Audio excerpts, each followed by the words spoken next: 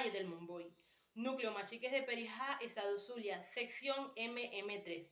Mi nombre es Kaylin Yamilet Centeno Horta y en conjunto con mi compañera Paola Carolina Olave Jiménez le desarrollaremos la premisa concerniente a las teorías jurídicas.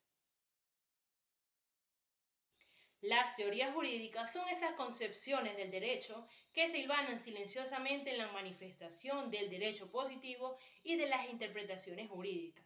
Saber que no hay univocidad frente a la definición del derecho a lo largo de la historia y que de una u otra forma es necesario comprender y entender ese mandato conforme a derecho y especialmente a lo que cada legislación se aboca.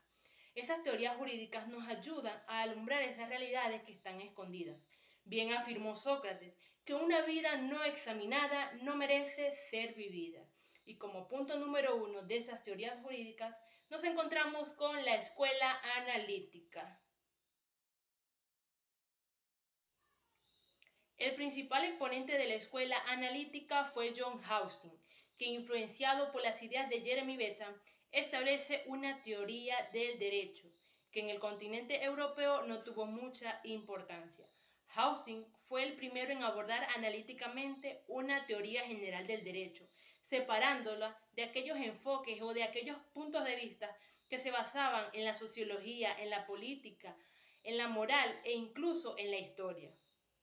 ¿Por qué? Porque esos conceptos iban inclinados no a analizar o a abordar el derecho en su máxima expresión, sino que inclinaban a cada área. Y es por eso que Austin también es el principal exponente del positivismo jurídico, dentro del cual establece que todo derecho, como debe ser, como es, debe ser separado de toda corriente, de toda doctrina, de toda ideología inclinada al derecho debería ser. Austin básicamente buscaba un concepto general que se inclinara y que se podría decir de manera exhaustiva conforme a los sistemas jurídicos. Él buscaba un solo concepto en general para poder hablar de estos sistemas jurídicos, por lo cual algunos teóricos establecen que estas distinciones y estos fundamentos de John Austin carecen de gran formulación jurídica. Y es por eso que Austin ante esto establece una naturaleza de las leyes. Austin estableció que las leyes así propiamente son llamadas porque son mandatos de un soberano. Y en efecto, estableció también un concepto del derecho positivo como ese derecho creado por el hombre. Y estableció esos conceptos jurídicos que se diferenciaban de otros conceptos, de otras doctrinas que prácticamente eran semejantes. Austin estableció la suma de los mandatos como ese poder soberano, a la cual está sometida una sociedad o un conglomerado dentro de esa sociedad, e incluso a una persona, y que debe cumplir con todo lo que está establecido en esa norma jurídica, derivado de qué? De un deber y de una sanción. Por lo que Austin estableció 4 fundamentos conforme al derecho positivo: un mandato, un poder soberano, un deber y una sanción.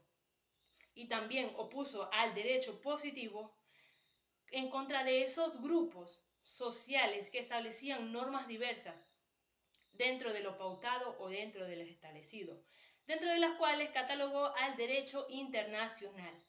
Conforme a esto, también recibe unas críticas, tales como que es muy difícil diferenciar a un soberano dentro de una sociedad, que la palabra mandato no coincide con los aspectos del derecho y que no se puede reducir el derecho a un solo tipo y que aún es muy difícil diferenciar entre esas formas de gobierno y esas formas de esas normas que primarán la legitimidad dentro de una sociedad.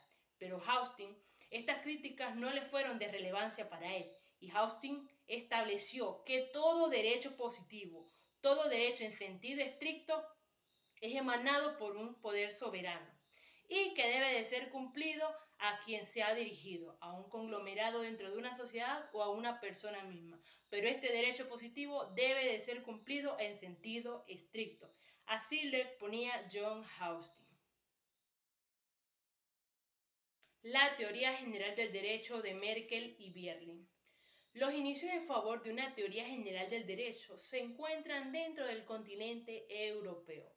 por el profesor alemán, jurista y filósofo Adolf Merkel, quien se fundamentaba en una formulación de un ordenamiento jurídico estratigráfico y unitario.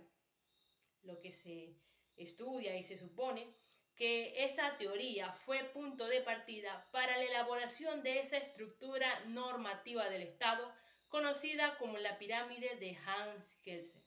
¿Por qué? Porque va en apoyo a esa ciencia jurídica, a ese complejo de normas, en apoyo a un determinado orden jurídico, estableciendo así las bases fundamentales de dicho ordenamiento jurídico. Merkel exponía que el complejo de normas, leyes, sentencias, contratos, actos unilaterales de voluntad, entre otros aspectos, dan sentido al derecho de un país, porque son complejos que no se encuentran aislados, no se encuentran separados, sino que se encuentran en conjunto. Por ese entonces se estableció esa formulación de ese complejo establecida por Adolf Merkel. Ahora bien, posteriormente Rudolf Bierling establece y continúa esta teoría general del derecho y en sus escritos y libros hacía hincapié en que solo se puede hablar de lagunas conforme a la teoría general del derecho cuando las normas existentes no satisfacen un determinado orden jurídico.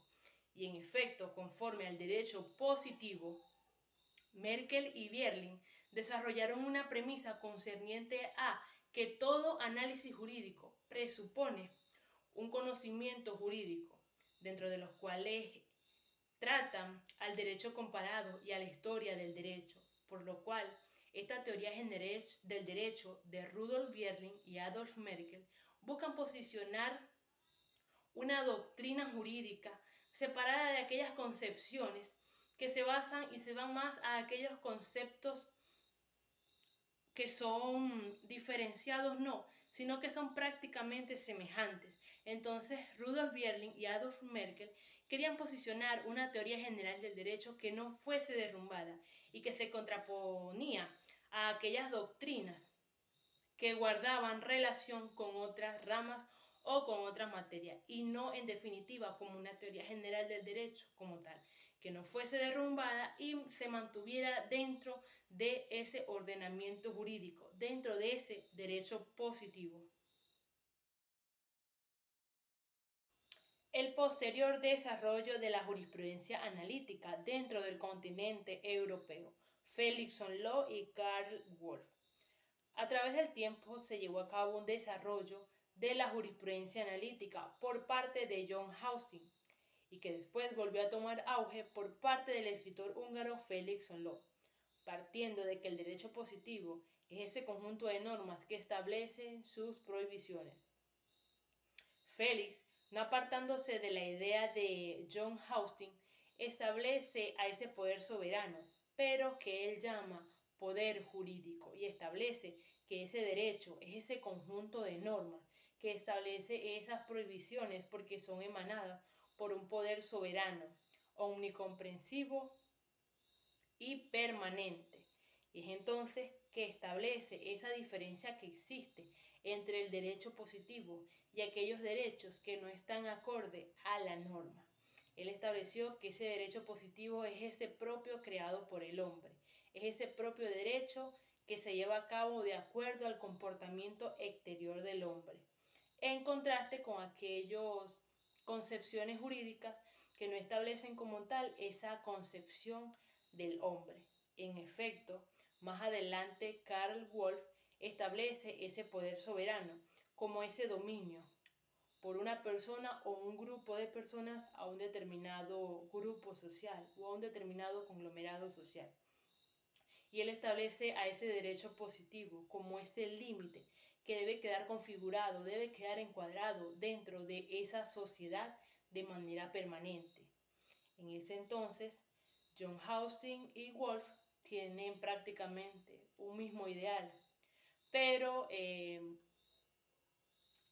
Felixson Law define a ese derecho o parte del hecho de que ese poder soberano no puede ser llamado poder soberano, sino que lo lleva o lo encuadra dentro del marco de la soberanía. y establece esos conceptos diferentes como un concepto de acuerdo a la norma existente que establece las prohibiciones y otra muy diferente a esas formas de normas que se establecen dentro de esos conceptos jurídicos. Estos autores querían posicionar esta jurisprudencia analítica como ese eje motor que da vida al derecho, que da vida a esa estructura de manera analizada, que da vida a esa teoría general del derecho.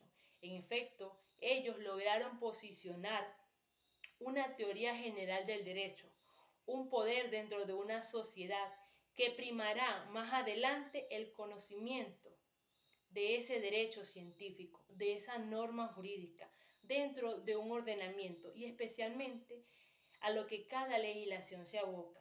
Y por eso es necesario entender y comprender que estas doctrinas se posicionaron para diferenciar, como lo dije desde un principio, aquello que es ley, diferenciarlo de aquello que no es ley y aquello que se encuadra dentro del derecho positivo, aquello que engloba a esas teorías jurídicas, aquello que queda encuadrado dentro de una sociedad y que definirá a ese derecho como tal, como ese conjunto de normas que regula la vida del ser humano dentro de una sociedad.